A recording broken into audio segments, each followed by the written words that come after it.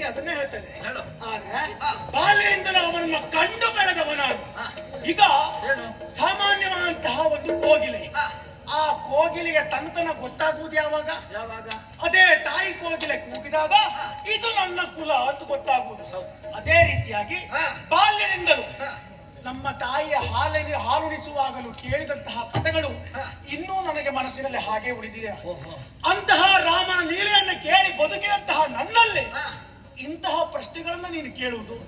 ಮಿತ್ರದ ಕುಲ ಕೀರ್ತಿ ನೇತ್ರ ನೀನಪ್ಪೆಯೋ ಮಿತ್ರನಾಗುತ್ತೀಯೋ? ಏನು ರಾಮನ ತಮ್ಮ ಅಂತ ಆದ್ರೆ ಸುಲಭ ಸಾಮಾನ್ಯವಾದ ಭಾವಿಸಿಕೊಂಡ್ಯಾ? ಏನು ಅಸಾಮಾನ್ಯ ಅಂತ ಬೇಡ. ಸೂರ್ಯವಂಶದವರು ನಾವು.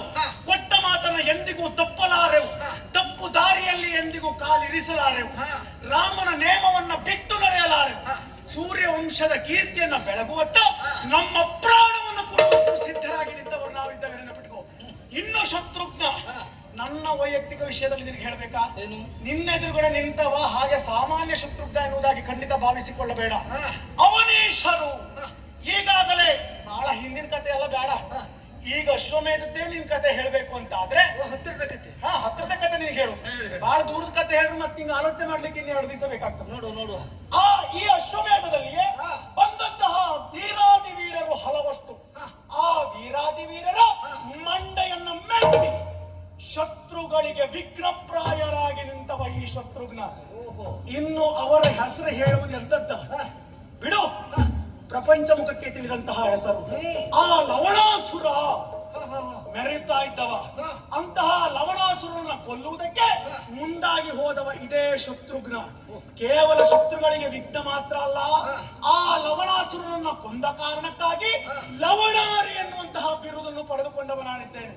ಹಾಗಾಗಿ ಹೇಳ್ತೇನೆ ಮಗು, ಇಂಥ ಹುಡುಗಾಟಿಗೆ ಮಾತು ನೀನ್ ನನ್ನಲ್ಲಿ ಬೇಡ.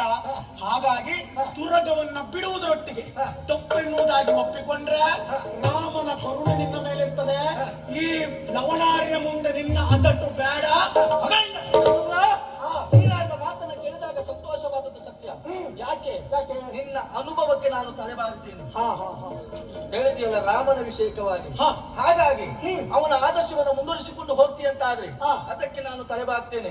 ಮತ್ತೆ ಹೇಳಿದೆಯಲ್ಲ, ಇದುವರೆಗೆ ಅದೆಷ್ಟೋ ಮಂದಿ ಧರಣಿ ಪಾಲಕರನ್ನು ಗೆದ್ದು ಬಂದವ ಎನ್ನುವ ಹಾಗೆ. ಹೌದು, ನಾನು ನಿನ್ನಲ್ಲಿ ಒಂದು ಮಾತು ಹೇಳಿಲ್ಲ. ಏನು? ಇದುವರೆಗೆ ನೀನು ಗೆದ್ದವರು ಎಂತವರು